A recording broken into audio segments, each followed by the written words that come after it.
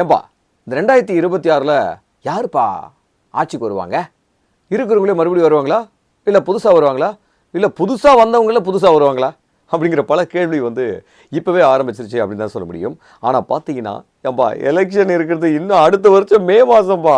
அதுக்குள்ளே இப்போவே ஆரம்பிச்சுட்டு எல்லா அட்மினிஸ்ட்ரேட்டிவ் வேலைகளை எல்லாத்தையும் அப்படியே கிடப்பில் போடுற மாதிரி நீங்களே பண்ணால் எப்படிப்பா அப்படிங்கிற மாதிரி தான் இருக்குது.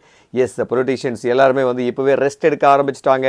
டேக் ரெஸ்ட், விட்டுருப்பா லீவு அப்படிங்கிற மாதிரி எல்லா ஸ்கீம்ஸ்க்கும் அப்படியே ஒரு எண்டு கார்டு போட்டிருக்கிறாங்க மறைமுகமாக, இன்னும் அஃபிஷியலாக வரல. ஸோ தேர்தல் கிட்டத்தில் மொத்தமாகவே அப்படியே முடிச்சிருவாங்கன்னு வச்சுக்கோங்களேன். இப்போவே அங்கங்கே தோண்டி இருக்கிற ரோட்லையெல்லாம் நாங்கள்லாம் விழுந்து அடித்து பெல்ட்டி அடிச்சுக்கிட்டு இருக்கிறோம், நீச்சல் கற்றுக்கிட்டு இருக்கிறோம். இப்படியெல்லாம் இருக்கும்போது பார்த்திங்கன்னா எல்லாத்தையும் விட்டுருக்காங்க, கரண்ட்டு கட் ஆகுது, இப்படி பல விஷயங்கள் இருக்குதுன்னு வச்சுக்கோங்களேன்.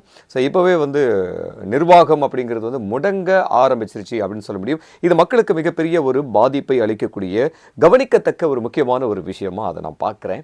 சரி, இருந்தாலுமே இந்த அரசியல் நகர்வுகள் எப்படி தான் போக போகுது, எப்படி தான் ஆக போகுது, என்னென்னலாம் பிளான் பண்ணிகிட்டு இருக்காங்க அப்படின்னு பார்த்தீங்கன்னா அது என்னமே புரியலையப்பா, எனக்கு ரொம்ப கன்ஃபியூஷனாக இருக்குது அப்படிங்கிற மாதிரி தான் இருக்குது. என்ன அப்படின்னு கேட்டிங்கன்னா, ஏற்கனவே இப்போ ஆட்சியை செஞ்சுக்கிட்டு இருக்கக்கூடிய திமுக ஏற்கனவே முன்னாடி தொடர்ந்து 2 ஆட்சி 10 வருஷம் அப்படிங்கிறது அதிமுக பண்ணியிருக்கிறாங்க. ஸோ அதிமுக மறுபடியும் நாங்கள் தான் வரப்போகிறோம் அப்படின்னு சொல்லிட்டு கூட்டணி மத்தியில் வச்சிருக்கிறாங்க பாஜக. அதாவது இங்கே தமிழ்நாட்டை பொறுத்த வரைக்கும் அது ஒரு எட்டி கசப்பான ஒரு விஷயம் பாஜக அப்படிங்கிறது.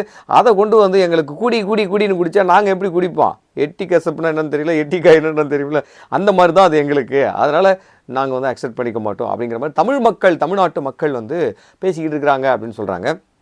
பட் இருந்தாலுமே கூட அதிமுக அப்படியெல்லாம் கிடையாது, நாங்கள் இருக்கிறோம் பங்காளி, நீ ஒன்றும் கவலைப்படாத, அவர் எப்பேற்பட்ட மோசமான ஆளாக இருந்தாலும் கூட பரவாயில்ல, மேல் இடத்துல இருக்கிறவர், நான் இருக்கிறேன் பங்காளி, நீ தைரியமாக வா, என்னை நம்பே அப்படின்னு சொல்கிற மாதிரி ஒரு பக்கம் எடப்பாடியார் மக்களை நம்ப வைக்கிற வேலைகளில் இறங்கிட்டு இருக்காரு.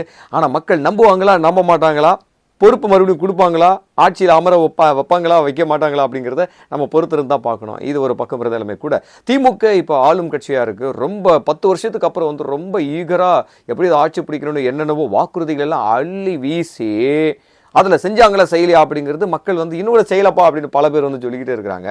ஆனால் செஞ்சாங்க, என்னென்னதை செஞ்சாங்க, எல்லாரும் செய்யக்கூடிய விஷயத்த செஞ்சாங்க. இதை அதாவது அதிமுக வரதை கூட செஞ்சு தான் இருப்பாங்க.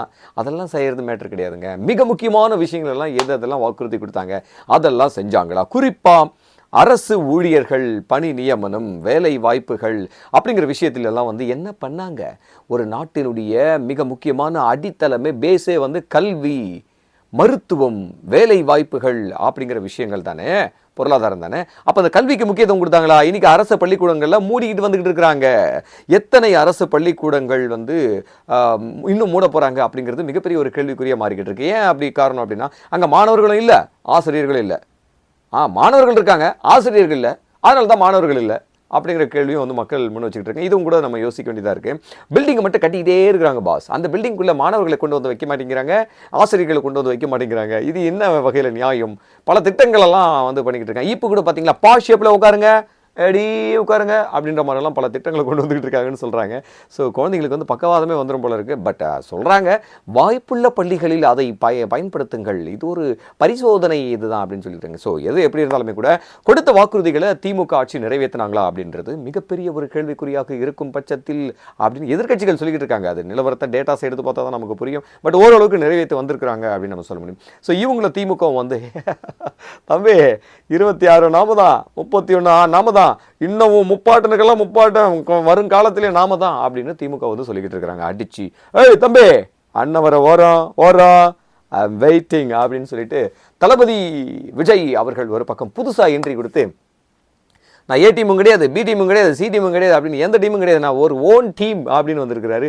Aadhaar card own team, cricket மேட்சஸ்லாம் அங்கங்கே நடத்திக்கிட்டு நான் கூட நடத்துறேன் இல்லையா, அந்த மாதிரி ஓன் டீம் அப்படின்னு வந்திருக்கிறாரு.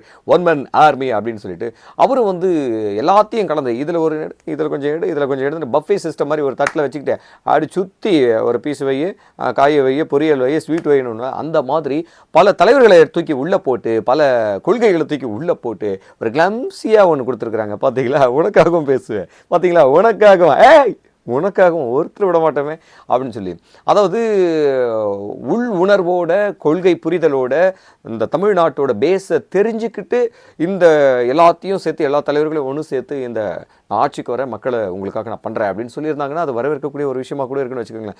அப்போ கூட கொஞ்சம் யோசிக்க வேண்டியதாக தான் இருக்குது. திராவிட கட்சிகள் என்னதான் இருந்தாலுமே கூட மாறி மாறி நம்ம தமிழ்நாட்டை மிக முக்கியமான விஷயங்களில் வந்து நம்மளை வளர்த்து கொண்டு போயிருக்கிறாங்க.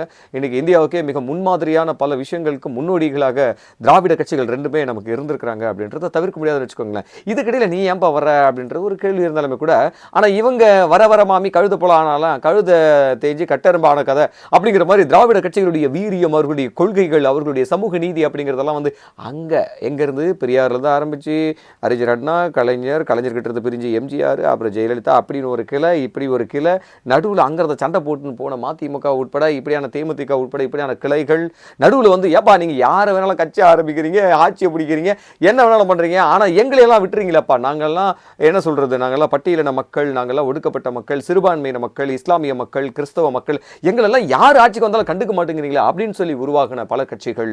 இப்படி எல்லாருமே இருக்கிற நேரத்தில் கொஞ்சம் ஓரம் விடு அண்ணன் வரேன் அப்படின்னு வந்தால் தளபதி அதை ஏற்றுக்குவாங்களா ஏற்றுக்க மாட்டாங்களா அப்படிங்கிறது மிகப்பெரிய ஒரு கேள்விக்குறியாக தான் இருக்குது. நம்ம முன்னாடியே சொன்ன மாதிரி எல்லா தலைவர்களும் உள்ளே போட்டு அது உள்வுணர்வோட கொள்கை புரிதலோடு வந்திருந்தாருன்னா அது இப்போ கூட இதுக்கு நடுவில் கூட திராவிட கட்சிகள் என்ன தான் பண்ணியிருந்தாலும் கூட இப்போ சரியில்லை அப்படின்ற காரணத்துக்காக அதை வரவேற்கலாம்னு வச்சுக்கோங்களேன். ஆனால் இல்லை ப்ராக்டிக்கலாக ஓட்டு வாங்குறதுக்காக திட்டமிட்டு அப்படி இப்படின்னு பிடிச்சி உள்ள போட்டுருந்தீங்கன்னா அது சத்தியமாக எடுபடாது. ஏற்கனவே சொல்லிக்கிட்டு இருக்காங்க, நீங்கள் ஒரு நடிகர், உங்களுக்கு எந்த விதமான புரிதலும் இல்லை, என்ன அரசியல் களத்தை கண்டுட்டீங்க, என்ன போராட்ட களங்களை கண்டுட்டீங்க, எவ்வளோ காலமாக நீங்கள் மக்களுக்காக நின்றுட்டீங்க அப்படின்னு சொல்லி பல கேள்விகள் இருக்கிற சமயத்தில் நின்றுருக்கிறாருங்க மக்கள் போராட்டங்களுக்கு அப்படின்னு சில விஷயங்கள் எல்லாம் அப்பப்போ நடந்ததெல்லாம் எடுத்து காட்டிகிட்டு இருக்காங்க தாவைக்க கட்சியை சேர்ந்தவங்க. அதே மாதிரி கல்விக்கு மிக முக்கியத்துவத்தை கொடுத்துருக்குறாங்க ஆதி காலத்திலிருந்து அப்படின்னு சொல்லி சில தரவுகளையும் கொடுத்துட்டு இருக்காங்க. அதெல்லாம் கூட இருக்கக்கூடிய ஒரு வகையில் தான் இருக்குன்னு வச்சுக்கோங்களேன். பட் முதலைகளாக இருக்கக்கூடிய இந்த இரண்டு பெரும் திராவிட கட்சிகளை தாண்டி தாவேக்க விஜய் வந்து எப்படி வரப்போறாரு அப்படிங்கிற ஒரு கேள்வி இருக்குது. இதுக்கு அடுத்த கட்டமாக இப்போ கூட்டணிகளை நம்ம ஒன்று சேர்க்கணும், ஆர்கனைஸ் பண்ணணும் அப்படிங்கிற ஒரு விஷயத்தை வந்து இப்போவே பண்ணிட்டு இருக்கிறதுனால திமுகவோட கூட்டணி வந்து வலுவாக தான் இருக்குது. இது வரைக்கும் எங்களுக்குள்ள இருந்து யாரும் சண்டை போட்டுக்கிட்டு வெளியெல்லாம் போகவும் விட மாட்டோம்.